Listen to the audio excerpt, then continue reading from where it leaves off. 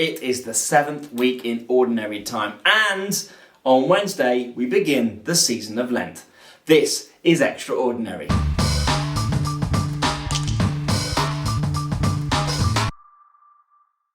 So, massive week this week, and you wouldn't think so straight away, because if you start reading down your extraordinary or look in your order, you're like Monday, nothing, Tuesday, nothing. Hold on. Wednesday, it's a big deal, and it is a big deal. We hit Ash Wednesday. Now, I'm not going to go too much into the whole Lenten thing, because we're going to do another video on that, and you guys can learn all you need to know about Lent 2020 and what it is you can do to make your lives kind of better and just to kind of really grow in this incredible season. What we're going to talk about in this Extraordinary are the 2 or 3 kind of days this week, which are going to be standout days to kind of reflect on and remember. So, Wednesday, obviously we got that one. Day before, Pancake Day, or Shrove Tuesday, or Mardi Gras, or that day when you get all of those amazing pancakes. Love pancakes, they're amazing.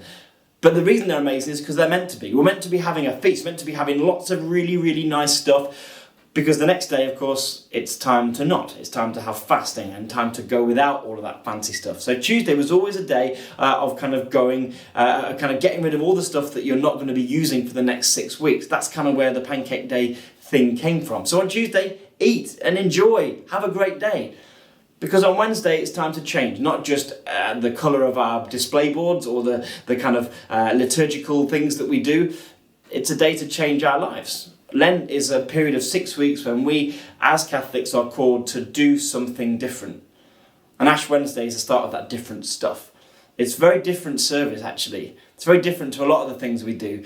Namely the fact that we get a public sign kind of put on our body. And the only other real signs times that those kind of things happen are kind of at our baptism, our confirmation, or our wedding, when we get a wedding ring, that kind of stuff. We don't often go in for the big public signs, and there's no more public than putting a big old cross of ash on your forehead and then walking out onto the street. But that is the challenge, and that's the challenge I give to you, because that's what it's about. It's about making a declaration that we are starting something important. Ash Wednesday, instigated by a guy called Pope Urban II, coolest Pope name ever, although Pope Urban I, I suppose, was cooler because he didn't copy it off someone. But this guy said, look, we've got to do something to mark the start of Lent. And that's when Ash Wednesday came in. And the idea of receiving ashes, that's not new. That's in the Old Testament. Read about it, particularly when Jonah went to Nineveh. Happens all the time with the ashes. It's a reminder that we are made from dust, ultimately. In Genesis, Adam is literally made out of the earth and the dirt. When the priest or the person doing your Ash Wednesday service puts the ashes on your forehead, he might say to you, remember you are dust, and to dust you shall return. Or they'll say, repent and proclaim the gospel. That's what it really means. A fresh start, a chance to start again, a chance to live your life anew. So on Wednesday, think about what it is you can put an end to, a bad habit, an argument or a relationship that isn't working, and actually make it better, fix something, make your life, make yourself a better person, and allow the sign on your forehead to be an outward sign of an inward change. That's the idea. Be brave. Allow people to see it with you, because what will happen is, and I remember it happened when I was at school as well, you used to get the ash on your forehead and it was a bit itchy and a bit awkward, and then you were kind of like, oh, just going to scratch my, oh no, it's come off, oh, no one can see my cross anymore. And yeah, I get it, it's not that easy walking around with a big thing on your forehead.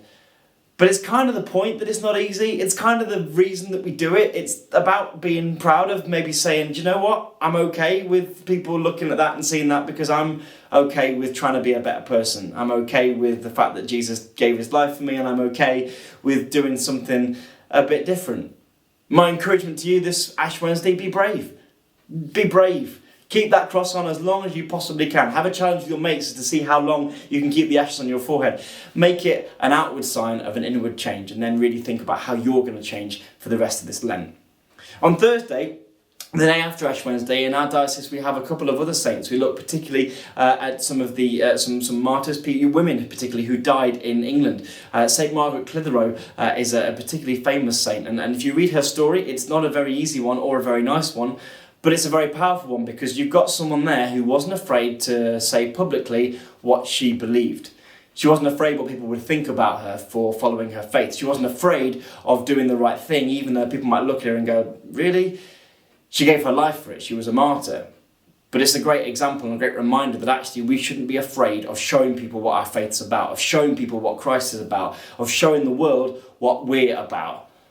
So that's my challenge to you. Be brave this week, show the world what you're about, and then think about how it is you're going to make this Lent a really special one for you in 2020.